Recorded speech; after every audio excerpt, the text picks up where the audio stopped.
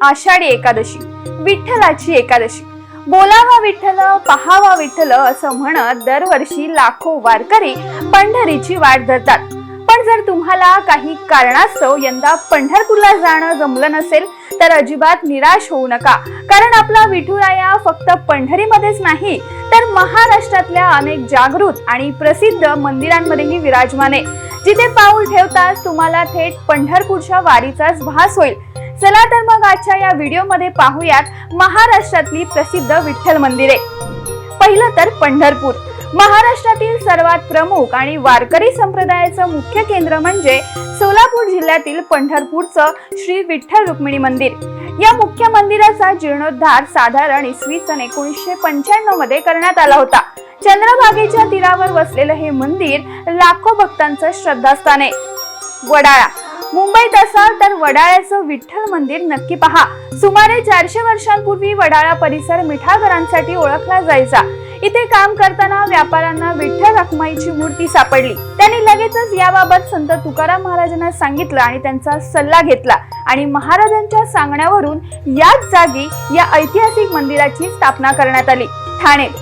Thane railway स्थानकापासून अवघ्या 10 ते 15 मिनिटांच्या अंतरावर असलेलं पेशवेकालीन विठ्ठल मंदिर। सुमारे 205 वर्ष जुनं असलेलं हे मंदिर इसवी सन 1818 मध्ये पंडित कुटुंबानं बांधलं होतं।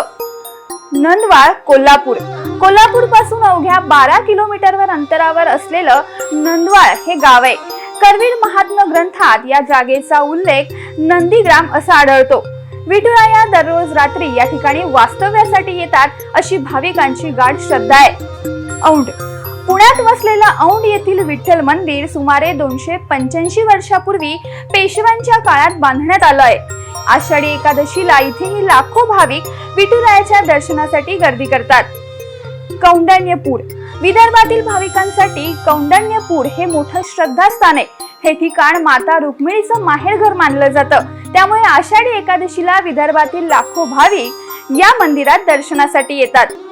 नारायणगड, बीड। बीड जिल्ह्यातील नारायणगड येथील विठ्ठल मंदिर हे हेमाडपंथी मंदिर आहे।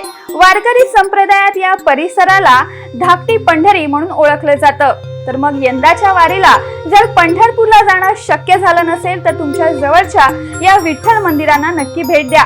हा व्हिडिओ आवडल्यास लाईक करा, तुमच्या मित्र परिवारासोबत नक्की शेअर करा आणि अशाच नवनवीन माहितीसाठी आमच्या चॅनलला सबस्क्राईब करायला विसरू नका।